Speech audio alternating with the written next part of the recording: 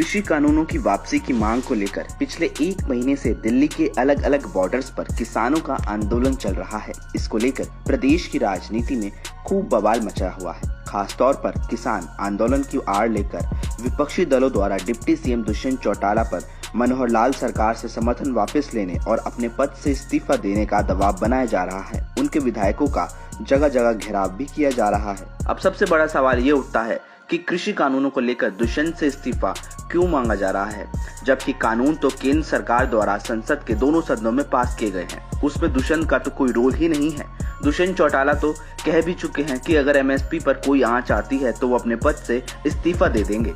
फिर क्यों दुष्यंत पर अनावश्यक दबाव बनाया जा रहा है? दरअसल इन दिनों विपक्षी दलों में जाट बिरादरी का सबसे बड़ा नेता बनने की होड़ लगी हुई है। पूर्व सीएम भूपेंद्र सिंह हुड्डा चाहते हैं कि उनका बेटा दीपेंद्र हुड्डा जाटों का एक छत्र नेता बने, क्योंकि दुष्यंत के रहते ऐसा होना संभव नहीं है। दुष्यंत की जनता के बीच छवि धूमिल करने की कांग्रेस की तरफ से तमाम कोशिशें की जा रही हैं। कांग्रेस के ही दूसरे नेता और राहुल गांधी के खास रणदीप सुरजेवाला भी किसान आंदोलन के जरिए जाटों का बड़ा नेता बनने का ख्वाब देख रहे हैं।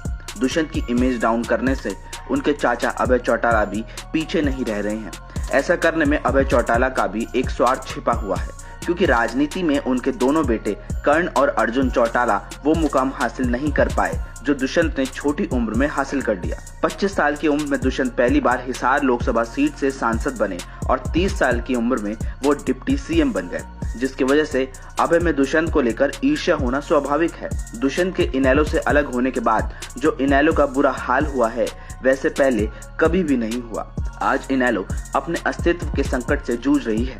दुष्यंत के पार्टी से अलग होकर जेजेपी बनाने के बाद से इनेलो को हर जगह बुरी हार का सामना करना पड़ रहा है। डिप्टी सीएम बनने के बाद दुष्यंत चौटाला उस तरीके से सरकार नहीं चला रहे हैं जैसे सत्तारूढ़ होने के बाद से इनेलो के नेता विधानसभा चुनाव के दौरान किए वादों को पूरा करना भी शुरू कर दिया है।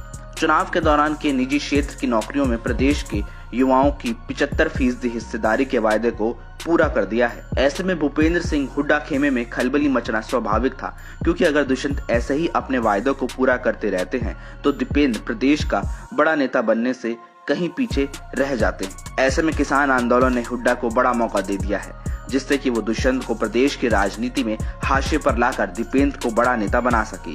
वैसे भी किसान आंदोलन में बड़ी भागीदारी पंजाब के किसानों की है और प्रदेश के किसानों का ज्यादा हिस्सेदारी नहीं है, लेकिन आंदोलन की आड़ लेकर हुड्डा परिवार लगातार दुष्यंत को नीचा दिखाने की कोशिश कर रहा है।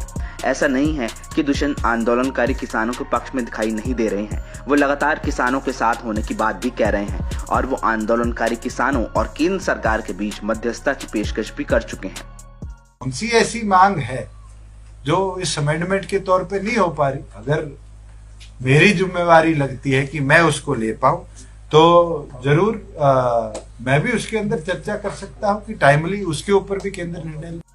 किसान के आंदोलन की आड़ में चल रहे विपक्षी दलों के एजेंडे में तथाकथित किसान नेता गुरनाम सिंह चड़ूनी भी शामिल हो गए हैं। उन्होंने दुष्यंत को पूर्व उप प्रधानमंत्री देवीलाल परिवार को कलंकित करने वाला तक बता दिया। हमारे जो किसान नेता थे, एक तो चौधरी देवीलाल थे, चौधरी देवीलाल को कलंकित कर दिया दुष्यंत ने।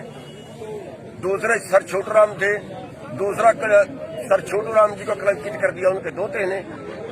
तो मैं ये कहना चाहूंगा, ये हमारे जो हमारे किसान इतने बड़े नेता हुए, हम सैल्यूट करते हैं उनको।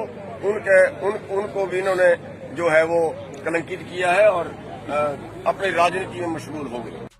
चड़ूनी भले ही कह रहे हो कि दुष्यंत ने चौधरी देवीलाल को कलंकित करने वाला तो बता दिया, लेकिन उनकी राजनीतिक महत्वाकांक्षा किसी से छिपी नहीं है। दुष्यंत तो उचाना विधानसभा सीट से 47,000 मतों से बड़ी जीत हासिल करने के बाद विधायक बने और फिर डिप्टी सीएम बने, लेकिन गुरनाम सिंह चड़ूनी तो लाडवा विधानसभा सीट से 1300 मत ही हासिल कर पाए। वहां की जनता ने बता दिया कि कितने बड़े नेता हैं गुरनाम सिंह चड़ूनी। अब देखना यह है कि किसान आंदोलन की आड़ में जो राजनीतिक खेल खेला जा रहा है उसमें भूपेंद्र सिंह हुड्डा सहित तमाम विपक्षी नेता कितने कामयाब होते हैं और कैसे दुष्यंत विरोधी पार्टियों के चक्रव्यूह से बाहर निकलते